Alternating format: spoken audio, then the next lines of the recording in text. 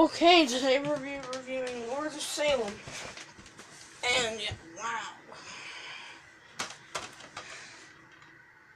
This was very disappointing. Just, I pretty much like all the Rob Zombie movies I've seen. I haven't seen 31. Obviously, no one has seen 3 from Hell except, like, a few people who are, like, involved in the production. But this one, I thought... I was expecting, like, more gritty... Like what you'd expect from a normal Rob Zombie movie, like the Halloween, sort of Halloween 2. Halloween 2 was a tiny bit like this, but that's like the extent of weird stuff I'll have. But that was really that movie was really sort of weird, but this was just, to be honest, very, very boring. There's not even as little violence as House of a Thousand Corpses. That movie is like, it's like the tamest Rob Zombie movie. This is the tamest Rob Zombie movie, not that. I do have a Canadian disc somehow. I forgot to look to make sure this, I don't know, whatever. But I thought this would have more, like, cult stuff, have a bunch of sacrifices and stuff. That's what I was expecting, since I don't know why. Apparently, I associate a Rob Zombie movie about Salem with sacrificing. I don't know why. But I just did, and well, I was just very disappointed by this. Somehow my dad thinks this is the best one, which I'm really confused by. I don't know. He's not one for Rob Zombie movies, and yeah, so does Philip French. The best Rob Zombie movie to date, better than Devil's Rejects. I don't know how, but also this.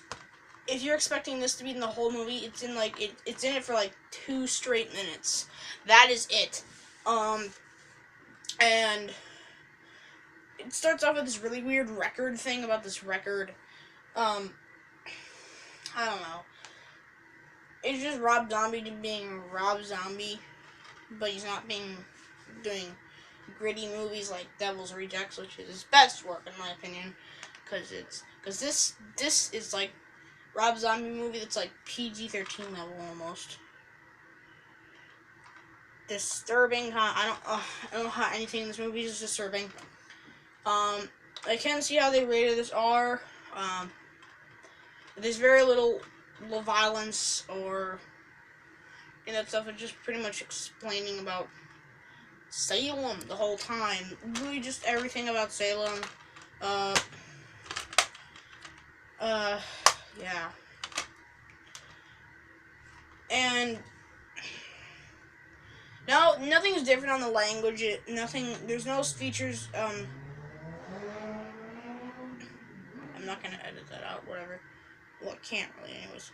But also, this is one of Rob Zombie's longest movies. All except with the Halloween movies and Devil's Rejects. This is 100. I mean, not 100. 1 hour 41 minutes long. At first, I thought House of a Thousand Corpses was boring, but no. This is just very, very disappointing. I hope 31 is 31 is probably not going to be disappointing, because I like his gritty more like style he does normally. And I can't wait for 3 from Hell. I'm going to see that in the theater, because that's the sequel to one of my favorite movies, and my favorite Rob Zombie movie.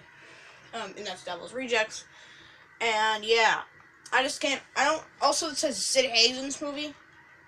I didn't see Sid Haig. But yeah. It's just really weird. And yeah, if you're wondering who the Lords of Salem are, they're just this weird band. Who sent them a record. If that's it, yeah, that's all I have to say for Lords of Salem. It's not good. Go watch Devil's Rejects for the second time. I'd rather do that. Bye.